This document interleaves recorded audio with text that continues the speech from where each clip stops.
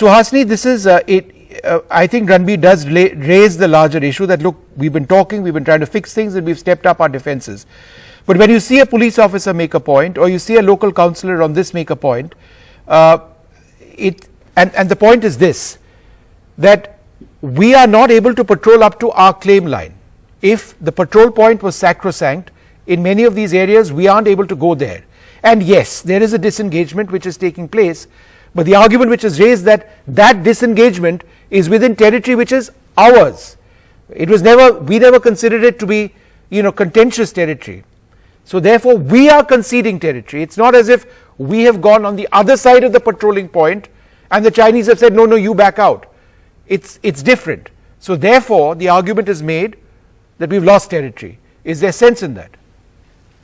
Well, I think, the real point over here, and this is something as journalists we've been saying for 3 years, is the government really needs to come out and explain what is going on. For 3 years, you have been covering the story. We have covered the story. We have consistently spoken about where India has lost its access to certain points. General Dua says there's a buffer zone. But the question is, has the LAC ever had a buffer zone in the past?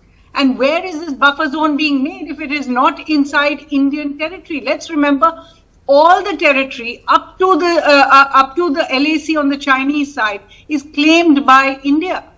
So when we hear from the government again and again saying that there is no such thing and that there is no loss of land, they cannot explain this. Now, when you look at this particular paper, so all this time we were told you're working on the basis of sources. Obviously, it's such a sensitive matter.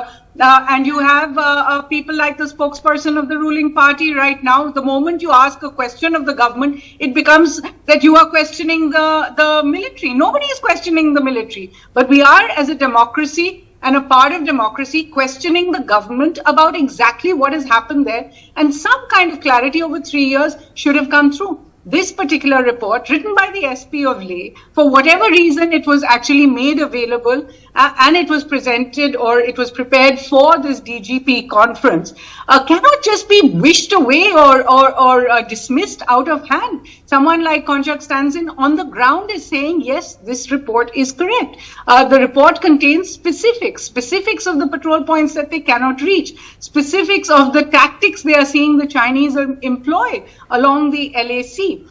And the final point I want to make, Vishnu, I understand that the government has chosen to keep this, under a certain radar, has chosen to continue with talks, WMCC talks, continue with military post talks.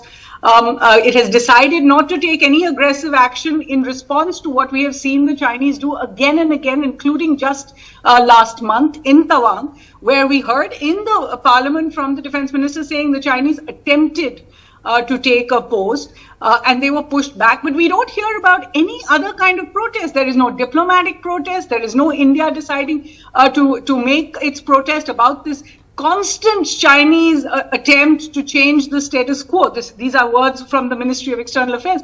We don't see any kind of response. We see those pictures you were showing just now that Prime Minister Narendra Modi met with Chinese President Xi Jinping at the G20 in Bali. It was on the sidelines. It was at a banquet, but we saw the video of them talking together.